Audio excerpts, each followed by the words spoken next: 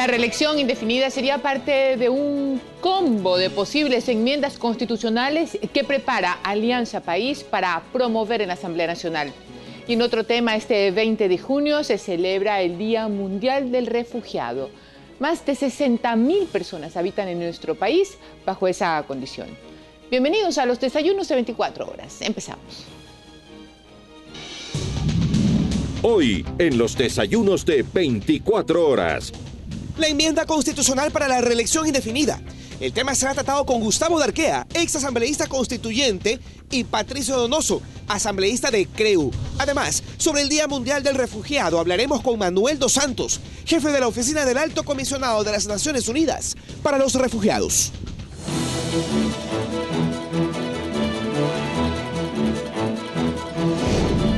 Aquí empiezan los desayunos de 24 horas. Con María Josefa Coronel. La dirigencia y asambleístas de Alianza País analizarán este jueves alrededor de 15 temas de enmiendas constitucionales que promoverán en la Asamblea Nacional.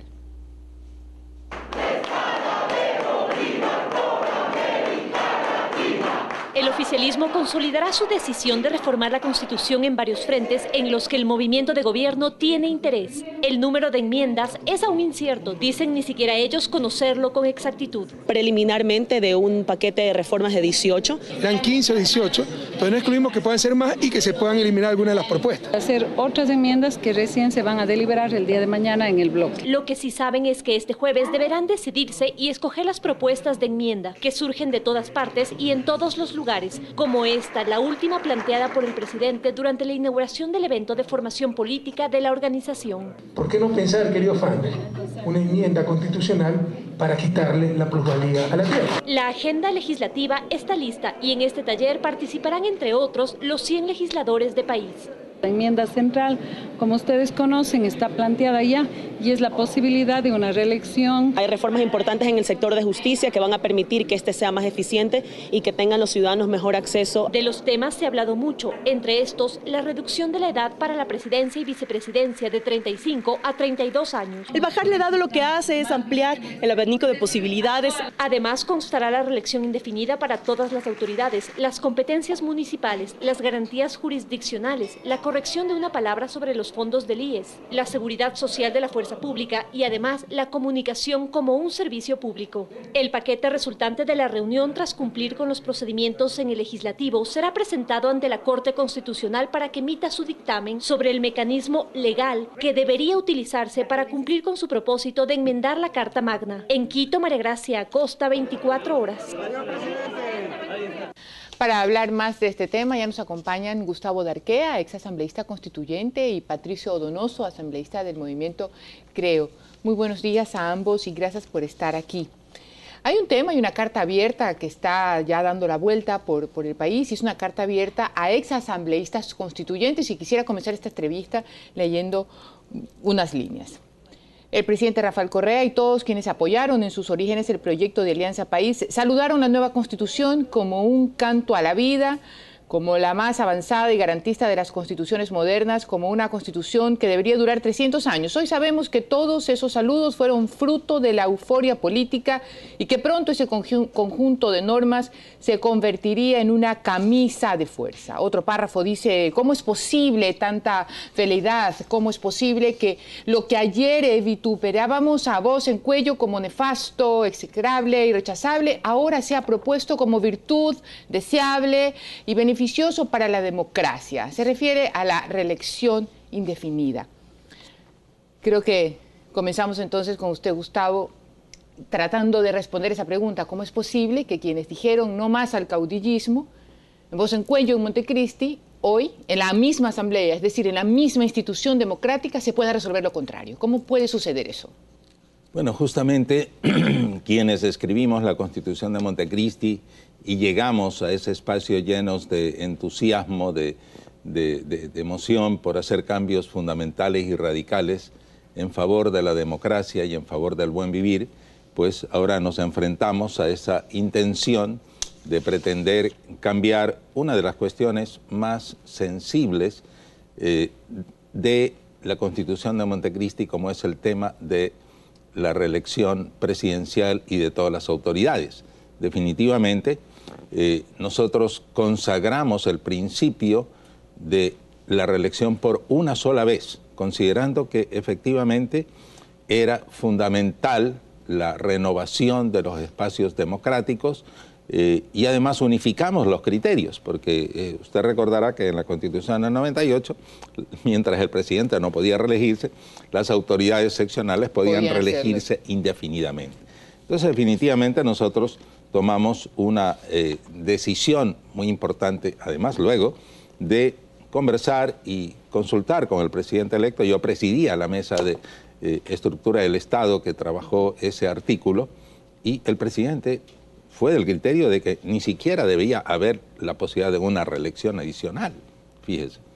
Y en eso me gustaría seguir analizando ese tema con Patricio Donoso. Patricio, la Asamblea, los asambleístas han sido elegidos como la voz del pueblo, siguen siendo aquellos funcionarios que en su actuar deberían representar lo que quiere la sociedad. En su momento Montecristi fue claro, Alberto Acosta como presidente, Gustavo como presidente de la comisión que redacta la estructura del Estado. Hoy, sin embargo, las cosas no cambian mucho. Hay una mayoría de Alianza País. Entonces, ¿cómo puede vivir la Asamblea algo tan contradictoriamente estructural? ¿Cuál es el ambiente que existe ahí? María Josefa, buenos días. Gustavo Cosa igual. Montecristi preparó el texto, María Josefa, pero quien aprobó fue el pueblo ecuatoriano, 4,5 millones de ecuatorianos. Ellos, esos 4,5 millones de ecuatorianos, aprobaron. Y quiero hacer mención a lo que pasó en Montecristi, no solamente a lo que ha dicho Gustavo Darquea. Si me ayuda la cámara, por favor. Quiero, en la parte baja, ¿qué es lo que dijo otro asambleísta constituyente de Montecristi? Si me pinchan, por favor.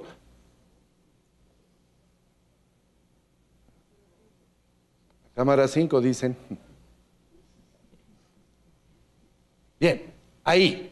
Yo me pronuncio categóricamente, sí señor, una sola vez a la reelección, no más perpetuidad en el poder auspiciada desde los partidos políticos. Lo dijo el ex constituyente de Montecristi, Rolando Panchana. No mueva la cámara, mire lo que dijo el presidente Correa, mire. Es un gran daño que una persona sea tan indispensable que haya que cambiar la Constitución para afectar las reglas del juego. Hay gente capaz. El propio presidente ha dicho que sería un fracaso, que si al cabo de 7 años no hay quien le tome la posta. Y mire lo que dijo también el presidente Correa. No hay ahí. Hoy los diputados, alcaldes y prefectos tienen reelección indefinida, pero presidente y vicepresidente no, ni una sola vez. Eso es absurdo. ¿Cómo es un absurdo la reelección indefinida? Pues la democracia implica alternancia. Lo dijo el presidente Correa en noviembre del 2007. Sin embargo, el presidente Correa ha dicho que la situación del país, las reglas han cambiado, que las circunstancias han cambiado, que pues... yo le digo lo que ha cambiado. Hay una frase que como que es nueva, ¿no? en la estrategia de comunicación del gobierno, que tiene que ver con la derecha conservadora, como que vuelve a unirse algo conservador o de la derecha en el país, en la región. Entonces hay que salir, hay que emerger con el candidato más fuerte, que es él mismo, para evitar que ese sesgo conservador pues destroce los avances de la revolución. Hoy tiene mayoría en la Asamblea, lo puede hacer entonces. Yo le voy a decir lo que ha cambiado, María Josefa. Lo que cambió es la realidad electoral. El 23F, prohibido olvidar, el gobierno perdió 9 de las 10 ciudades más grandes del país. Quito, que la tenía ganado, supuestamente, Guayaquil, que nunca la tuvo, Cuenca, Ambato, Riobamba, Azogues, Imbabura, Ibarra, Santo Domingo, Manta, Puerto Viejo y un montón de etcéteras. Lo que ha cambiado es aquello de que la Revolución Ciudadana ve que su proyecto político puede perder si Rafael Correa no es candidato. Entonces, están acoplando un proyecto político, la Constitución, a un proyecto político. Y no un proyecto político a la Constitución. Nosotros en CREO también tenemos un proyecto político y no podemos pretender que la Constitución se ajuste a mi medida. No podemos pretender que la Constitución sea un traje a la medida. Y cuando engordo un poquito, le llamo al sastre, a los 100 asambleístas, para que me cambien el tamaño del terno y se ajuste a mi partido político, a mi movimiento, a mi proyecto. Esta Constitución, María Josefa, iba a durar 100 años, un canto a la vida. Hoy quieren cambiar las estrofas de ese canto a la vida porque puede ser que la Revolución Ciudadana pierda las elecciones. Gustavo, de tal manera que... Dígame. No, Patricio, un ratito para mover los tiempos. Antes de pasar a otra idea, Patricio dijo algo interesante, que es ir ajustando la Constitución a la propuesta ideológica, al proyecto político, que no pareciera que es la idea de una sola persona. Este famoso proyecto, al final de cuentas, es lo que quiere un solo ser. Porque Alianza País decía una cosa, luego dice otra, mañana dirá seguramente otra. ¿Qué pasó al interior entonces de Alianza País? Porque gente como usted o gente como Alberto y muchísima gente comenzaron a salirse de esa línea. ¿Sucedió esto? ¿Sucedió que el proyecto no existe y que era la voluntad de una sola persona? ¿Qué pasó? El proyecto político originario está escrito en el documento, en el plan de gobierno, escrito en el año 2006 por muchísimos militantes que participamos en ese debate para cambiar esta patria, y justamente muchos de sus elementos y de esas propuestas, de esos principios, están contemplados en la Constitución de Montecristi. Y evidentemente, pues, ese era el pensamiento originario, ese era el sentir de la mayoría y como vemos también el sentir del propio presidente, y que además nos ratificó a nosotros en la propia comisión. Entonces, el problema es ¿qué cambió aquí? Justamente, ¿cuáles fueron los elementos que hicieron que este proyecto maravilloso de transformación se derive hacia un proyecto caudillesco, hacia un proyecto autoritario? ¿Qué pasó? Sí. Definitivamente, yo creo que el poder carcome los ideales, María Josefa, y es muy lamentable decirlo, pero creo que definitivamente el poder, si no hay fuerzas de la sociedad, fuerzas del propio movimiento político, que eso es lo que se fue debilitando toda la estructura de país en beneficio de una sola persona, de un solo líder que consideraba que debía tomar todas las decisiones y debía ser el único director de este proyecto. Pero eso jamás fue concebido así de ninguna manera. La Constitución de Montecristi es una constitución potente de la participación ciudadana, de la participación popular, de la toma de decisiones de la gente en cuestiones fundamentales. Así lo dice el artículo 95 de la Constitución. Entonces, una cuestión tan trascendente como la reelección indefinida que se quiere modificar no puede ser hecha a espaldas del pueblo ecuatoriano. Entonces, Patricio, si este movimiento nació así, como nos lo dice Gustavo, que ha sido uno de los fundadores, que estuvo ahí en Montecristi escribiendo la constituyente, y como usted muy bien nos recuerda, aprobada por el pueblo, y este movimiento va carcomiendo los ideales, para recoger las palabras de Gustavo, ¿significa entonces que los militantes de Alianza País o cambiaron de idea al son del líder, o sienten miedo y simplemente obedecen? ¿O alguna otra opción que seguramente usted nos va a ayudar a analizar qué es lo que sucede con gente que siempre creyó una cosa y que ahora cambió de opinión, especialmente sus compañeros asambleístas de Alianza País? Yo quiero ver cómo van a votar los asambleístas de Alianza País. Todo el pueblo quiere ver cómo van a votar. Claro, aquellos compañeros de Gustavo Darquea, y tiene razón Gustavo, votaron en forma diferente. Aquellos que dijeron que la perpetuidad en el poder está siempre auspiciada por la partidocracia. Quiero ver cómo votan ellos. Mire usted, y abuso de la cámara, por favor, vean lo que dice Simón Bolívar. Vean lo que dijo Simón Bolívar. Ahora nos dicen que la espada de Bolívar anda por América Latina, es el grito de ellos. Mire lo que dice, pero si me enfocan, por favor. Nada es tan peligroso como dejar permanecer largo tiempo a un mismo ciudadano en el poder. El pueblo se acostumbra a obedecerlo y él a mandarlo, de donde se originan la usurpación y la tiranía. Dijo el libertador Simón Bolívar. No mueva la cámara. Mire usted, mire lo que dijo Lula da Silva. Mire lo que dijo Lula da Silva. Cuando un líder político empieza a pensar que es indispensable y que no puede ser sustituido, comienza a nacer una dictadura.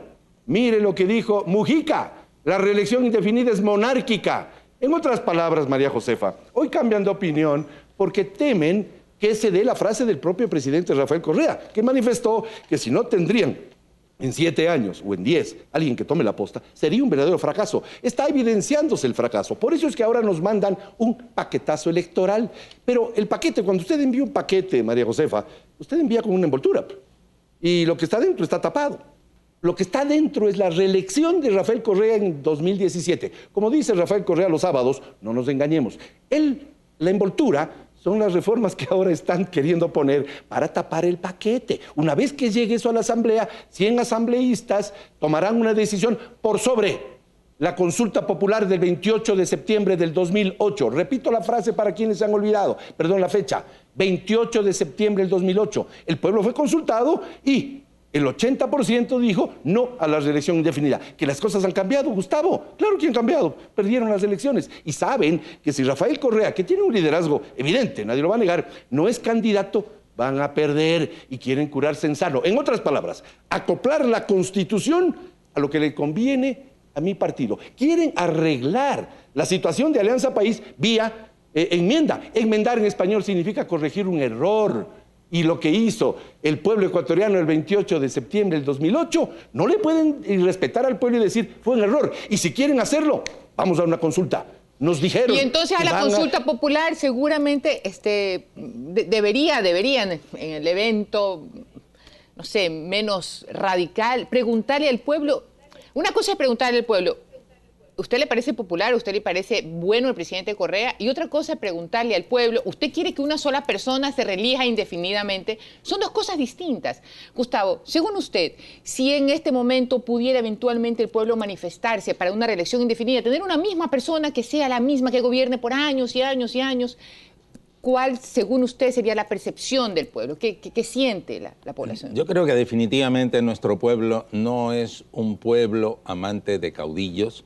Yo creo que hay liderazgos y en política los liderazgos son fundamentales, definitivamente, pero no podemos confundir un liderazgo con un caudillo que quiere eternizarse en el poder. Definitivamente yo creo que ese tema tiene que responder el pueblo ecuatoriano y cada ciudadano tendrá su pensamiento, tendrá su opinión. ¿Por qué temerle al pueblo ecuatoriano, María José? ¿Por qué tener temor cuando tantas veces el propio gobierno ha consultado de cosas pues mucho menos fundamentales y trascendentales? Los toros. Yo creo que no hay que tener temor del pueblo ecuatoriano. Si el propio presidente Correa dice que goza de una gran adhesión, de un gran afecto de la gente, entonces póngalo a prueba en este proceso. Póngalo a prueba para ver si el pueblo ecuatoriano acepta o no esa decisión. Y si es a través de una decisión, de una consulta popular, pues tendremos que aceptar esa decisión. Más de legitimidad. Pero definitivamente no podemos aceptar que una cosa de esa trascendencia sea manejada por 100 asambleístas obsecuentes a la decisión de un solo líder. Sí, por eso. Y bueno, quiero terminar esta entrevista con Patricio, porque comenzamos con usted, Gustavo, preguntándole en un minuto que me queda, ¿cuál es el ambiente en la Asamblea? ¿Cuál es la actitud de los asambleístas de Alianza País? ¿Saben que el pueblo va a estar muy pendiente de ver cómo votan, para ver si son contradictorios o no? ¿Qué se siente?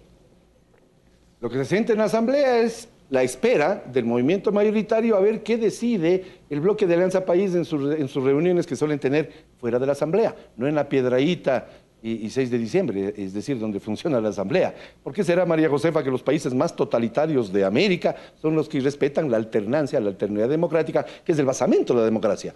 Cuba, 55 años, ya está viejito, Fidel Castro le entrega a su hermano el poder. Venezuela, 14, 15 años con Chávez Maduro, inflación del 60% con harto ingreso petrolero. El comandante Ortega en Nicaragua hace lo que quiere. Esos países han negado la alternidad democrática. A Michelle Bachelet no se le ocurrió cambiar la Constitución para reelegirse en forma inmediata. Esperó un periodo, tal y como dice la Constitución chilena. Si quieren modificar, vamos a una consulta popular. Nos consultaron sobre gallos, toros y casinos, y ahora dicen que no, aun cuando es más rápido, pues la consulta popular tomaría solo 90 días. Nos dicen que no, porque lo que quieren es, a través del voto de 100 ciudadanos, y respetar la voluntad popular de 4,5 millones de ecuatorianos.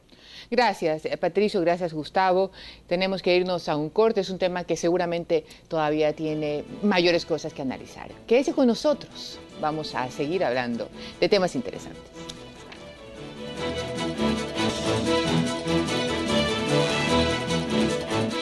Más de 60.000 refugiados habitan en nuestro país, según datos del gobierno ecuatoriano. De esta cifra, el 98% son colombianos que huyen de la violencia. Conversamos con algunos de ellos de su situación a propósito de que este 20 de junio se cumple el Día Internacional del Refugiado. Carlos tenía una vida tranquila en Colombia hasta que un día la guerrilla se le acercó y le pidió que colaborara con la causa. Él dijo no y este fue el resultado. Por la ventana llegó uno de ellos y me disparó, me dio 7 tiros. Como la casa quedó desocupada, ellos le metieron candela. Tuvo que escapar y vino a Ecuador para empezar desde cero. Lleva 5 años en el país. Nos muestra su carnet de refugiado, un documento que le da derechos y obligaciones, pero que según él, en la práctica, no sirve de mucho. Porque el número que aparece ahí supuestamente es un número con que uno podrá hacer una cuenta en el banco o sacar un trámite en pase, una licencia. No. Daniel es otro colombiano que escapó de la violencia. Luego de vender productos de limpieza en las calles, ahora conduce una moto en la que cobra por los muebles que vende a crédito. Una labor que ha sido estigmatizada y que a pesar de tener sus papeles en regla, no siempre puede cumplir. Y como ando cobrando la mercadería, entonces ellos dicen que no, que eso es chusco, entonces por uno pagamos todos, pero no es así. Al preguntarle si volverá a Colombia, esta fue su respuesta. No, porque mi vida está en mucho peligro.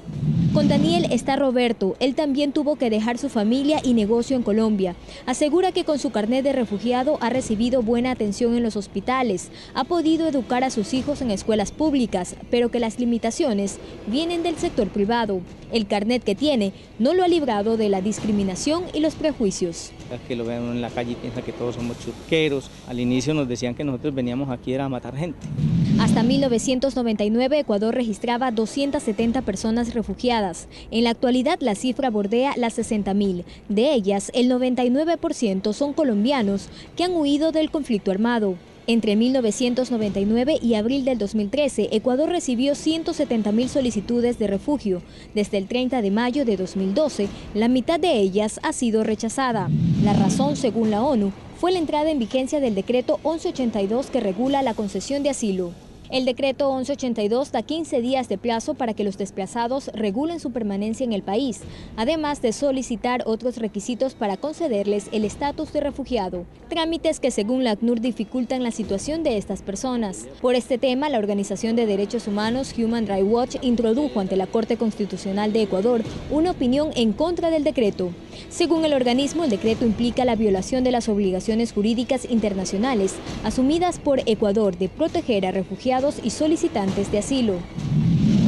Se celebra el Día Mundial del Refugiado y Ecuador es el país con más refugiados en todo el continente.